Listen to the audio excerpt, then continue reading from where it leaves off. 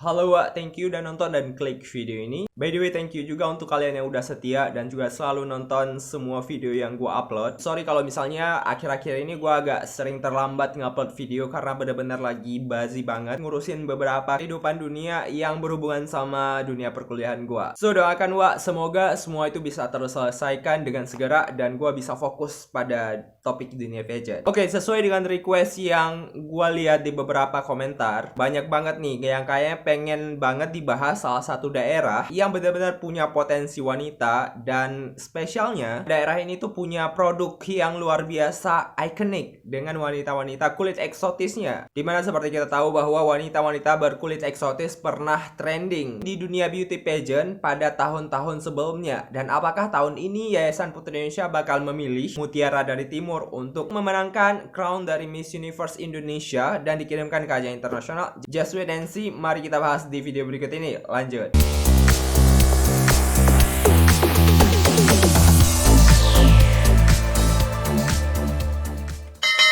To be honest, Wak, setiap pergelaran PI di tiap tahunnya ada 3 daerah nih yang benar-benar ikonik banget menurut gua pribadi, dan gua selalu fokus pada 3 daerah ini. Yang pertama itu ada Aceh, kemudian ada Bali, dan juga yang ketiga ada dari Papua. Nggak tahu kenapa setiap kali pergelaran dan khususnya di malam final PI, gua selalu cari nih di mana posisi Aceh, di mana posisi Bali, di mana posisi Papua berada. Gua tuh kayak spesialin banget 3 daerah ini nih. Bukan berarti gua nggak memprioritaskan daerah lain. Jujur Wak, gue selalu penasaran sama wakil-wakil dari 3 daerah ini, apakah mereka bisa out of the box dan juga bisa menempati placement. Karena kita tahu bahwa 3 daerah ini ikonik sekali dengan wanita-wanita, dimana Aceh punya wanita berhijab, Bali punya wanita yang benar-benar kayak khas banget Bali, dan juga Papua punya ciri khas wanita-wanita yang eksotis gitu dan punya kekayaan mutiara dari timur. So Wak, apakah kalian memiliki pikiran yang sama dengan gue? Silahkan komentar di bawah based on your opinion.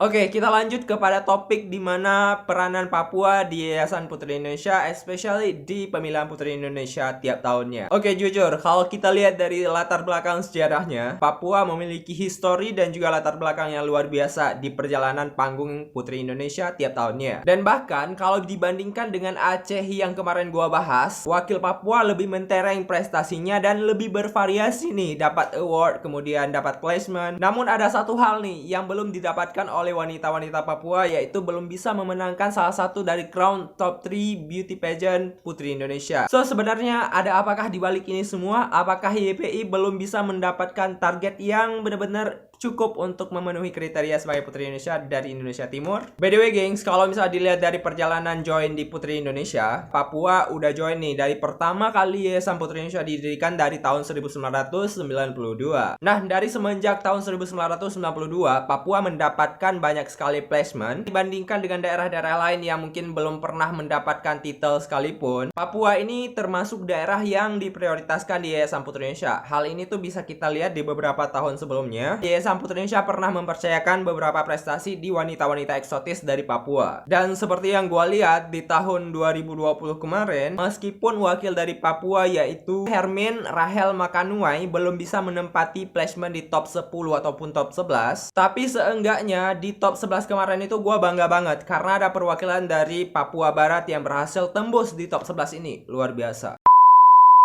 Nah, dari perjalanan panjang yang gua bahas tadi, muncul berbagai pertanyaan. Kenapa sih Papua belum bisa mendapatkan placement yang tertinggi, khususnya di top 3? Apakah ini ada hubungan dengan target YPI yang belum bisa sreg gitu untuk mengirimkan wakil dari eksotisnya Indonesia ke ajang Miss Universe, Miss International Indonesia, ataupun Miss Supranational? Oke, based on terawang, udah kayak cenayang-cenayang aja gua ya.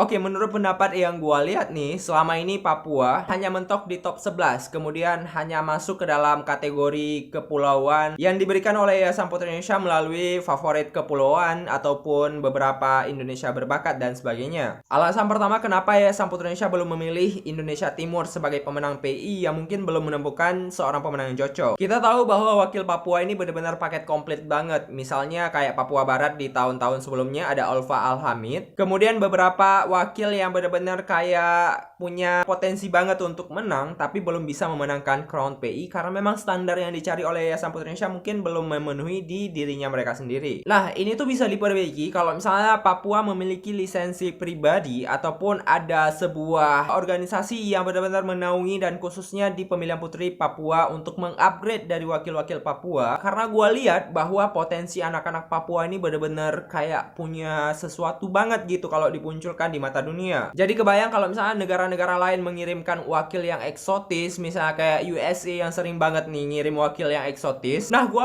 pikir Yayasan Putri Indonesia ini patut bersyukur karena dari Sabang sampai Merauke kita tuh kayak punya kompleksitas dan variasi dari wanita-wanita yang benar-benar banyak banget ragamnya nih, kecantikannya luar biasa. Hal kedua yang membuat Yayasan Putri Indonesia belum bisa memilih dari Putri Indonesia Timur untuk pemenang PI adalah mungkin Yayasan Putri Indonesia masih mentargetkan crown yang benar-benar mengkiblatkan diri kepada Miss Universe Organization. Tapi di sini kita punya kejanggalan banget, dimana beberapa tahun sebelumnya Black Beauty itu benar-benar kayak jadi juara banget di ajang internasional. Tapi kenapa Yayasan Putri Indonesia tidak bisa memilih dari wakil Indonesia Timur di kala itu? Menurut kalian gimana, Wak? Kenapa Yayasan Putri Indonesia masih kekeh banget nggak mau milih wakil dari Indonesia Timur sebagai juara di pemilihan Putri Indonesia di tahun-tahun sebelumnya?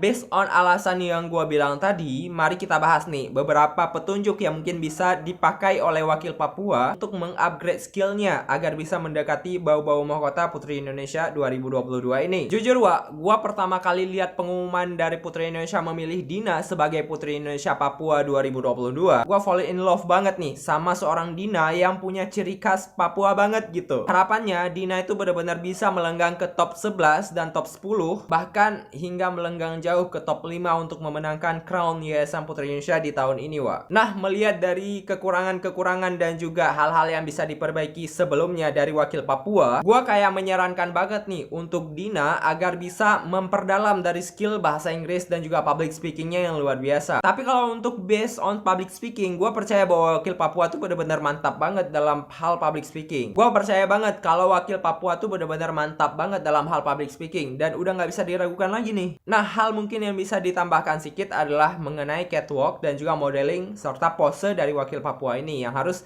lebih ditingkatkan lagi ya Dina. Hope so suatu saat nanti Yayasan Putri Indonesia bisa memilih dari wakil Papua karena ini adalah mutiara yang berharga nih. Jadi sayang banget kalau misalnya nggak digunakan dengan maksimal dan juga diberikan peluang untuk bertanding di ajang internasional yang dimiliki lisensinya oleh Yayasan Putri Indonesia, Wak.